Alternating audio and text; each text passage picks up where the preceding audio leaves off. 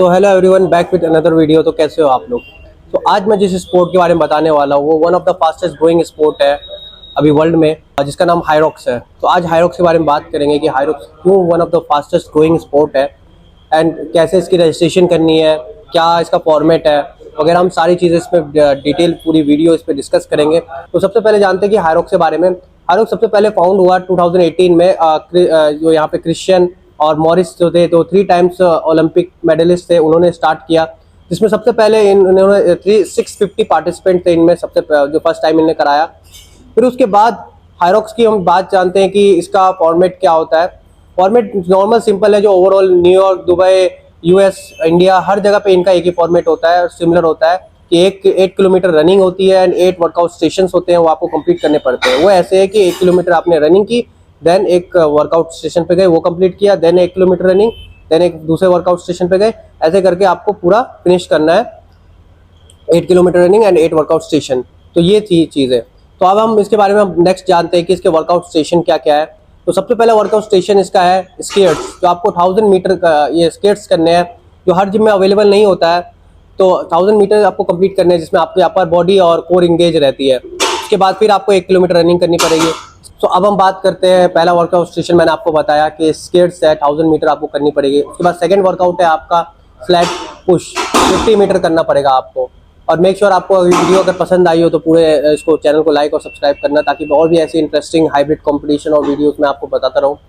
तो slate push के बारे में बात करते हैं। स्लैट पुश 50 मीटर आपको करना है और वेट होगा ओपन में 102 होता है, 102 किलो। और फिर उसमें वेट कैटेगरीज के हिसाब से उसमें फ्लैट पे वेट होते हैं। स्लैट उसके बाद आता है नेक्स्ट वर्कआउट स्टेशन, जब आप 1 किलोमीटर रनिंग कर लोगे उसके बाद आता है स्लैट पुल। तो इसमें भी 50 मीटर आपको कवर करना है। सिमिलर कि आपको इसमें weight according to your weight, अपने जो कैटेगरी, आपकी जो कैटेगरी है वो जो आपने सेलेक्ट किया है उसके हिसाब से जाएगी। फिर आता है स्लैट पुश हो गया, पुल हो गया। अब बर्पीज ब्रॉड जंप, ये टफ है थोड़ा सा बर्पीज ब्रॉड जंप, क्योंकि भाई आप जब भी जिम करते होगे तो बर्पीज जितने भी की होगी वहीं पे आप नॉर्मल वहीं पे खड़े खड़े बर्पीज करते होगे, पर जब ब्रॉड जंप की बात आती है तो टफ पड़ जाता है। तो ओवरऑल बॉडी टारगेट हो रही है, काफ़ी हार्ड वर्कआउट है। तो इसके ये भी आपका करना है, आपको ये 80 मीटर तक करना है। देन हम बात करते हैं रोइंग की। नेक्स्ट जो हमारा वर्कआउट स्टेशन होगा रोइंग होगा, मशीन रोइंग।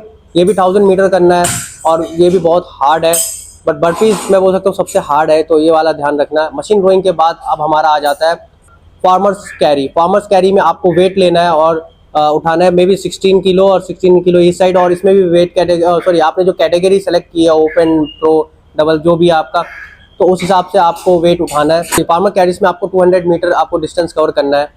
अब इसके बाद आता है सैंड बैग लंजेस। इसमें आपको 100 मीटर सैंड बैग लंजेस से आपको वॉकिंग लंजेस जो करते हैं वो करना है, और ये भी काफ़ी टफ पड़ जाता है क्योंकि आप ऑलरेडी इतने थके हुए होते हो।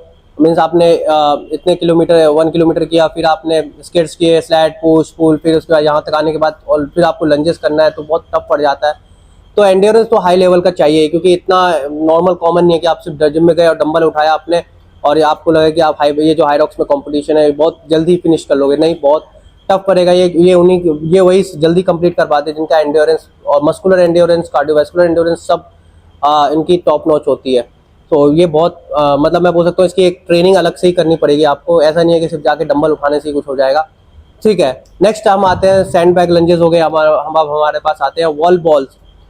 तो वॉल बॉल्स में थ्रो में क्या है कि आपको वॉल है, वॉल पे बॉल थ्रो करनी होगी 100 टाइम्स, और ऐसे नहीं कि नॉर्मल जाके ऐसे थ्रो करना है, स्क्वाट पोजीशन में जाके फिर ऊपर जाके थ्रो करना है थ्रस्टर टाइप में। तो आप इसको भी ट्रेनिंग में बता दूंगा कि कैसे आप जिम में बिना इन इक्विपमेंट्स के आप जिम में भी अपने वर्कआउट ये हाइरॉक्स की प्रिपरेशन कर सकते हो।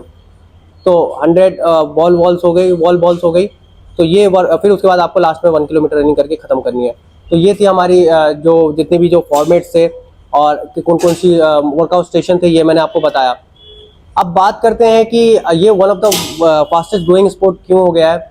तो इसका भी रीज़न ये है कि इसका फॉर्मेट हर कंट्री में सेम है। अब यूएस में जैसे मैंने बताया, अबू धाबी, न्यूयॉर्क वगैरह हर जगह पे इसका फॉर्मेट एक ही जैसा है, अलग नहीं है।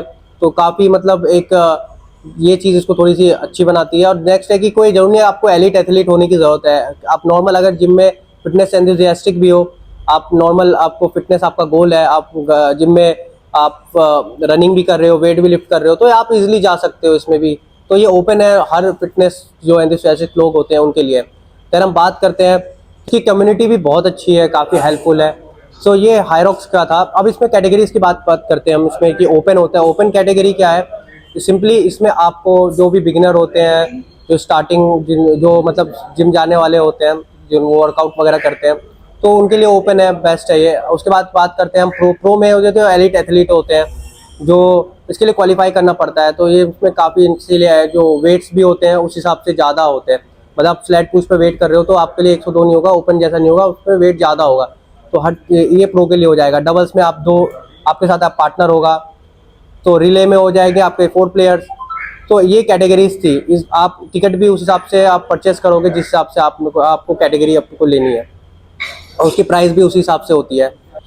जैसे मैंने आपको बताया, इसमें एक एडेप्टिव भी होता है। एडेप्टिव मीन्स कि जिनको फिजिकली जो डिसेबल्ड होते हैं, जो उसके लिए भी हायरॉक्स में कैटेगरी होती है।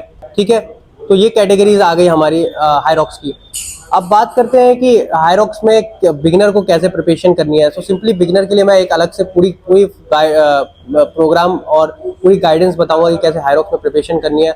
मैं खुद ऐसे हाइब्रिड कॉम्पिटिशन्स में जाता हूँ, पार्टिसिपेट करता हूँ, तो मैं इसके लिए मैं पूरा गाइड करूंगा आपको कि कैसे पार्टिसिपेट करना है, तो और कैसे आपको प्रिपरेशन करनी है हायरॉक्स के लिए। रजिस्ट्रेशन कैसे करना है, सिंपली कुछ नहीं है, आपको हायरॉक्स की वेबसाइट पे जाना है, हायरॉक्स इंडिया डालो, और दिल्ली में हो रहा है तो वहाँ पे दिल्ली का आपको शो होगा। वहाँ पे आप जहाँ पे टिकट का ऑप्शन आएगा, आप वहाँ पे टिकट में जाओ, वहाँ पे ओपन, डबल, सिंगल, और आपको मतलब ये सारे आपको कैटेगरीज दिख जाएंगे। जो भी आपको कैटेगरीज पसंद हो आप सेलेक्ट करो एंड अपनी टिकट लो।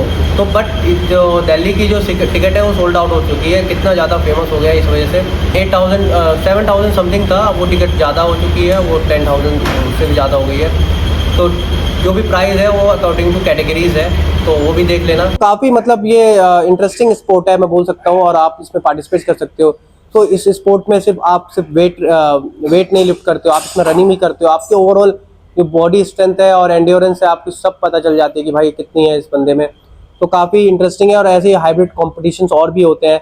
मेक श्योर आपने मेरे चैनल को सब्सक्राइब किया होगा, क्योंकि ऐसी और इंटरेस्टिंग वीडियोस मैं लाता रहूँगा और आपको दिखाता रहूँगा। और ऐसे पार्टिसिपेट, और मैंने बहुत सारे हाइब्रिड कॉम्पिटिशन में पार्टिसिपेट किया है। अगर आपको वीडियो देखनी है तो मैंने वो डिस्क्रिप्शन बॉक्स में डाल दी है, आप वहाँ पर जाके देख सकते हो। तो मिलते हैं नेक्स्ट वीडियो में। और ट्रेनिंग अगर आपको जाननी है कि कैसे करनी है, हायरॉक्स की प्रिपरेशन कैसे करनी है, जितनी भी गाइडेंस है वो मैं बताऊँगा। Thank you so much.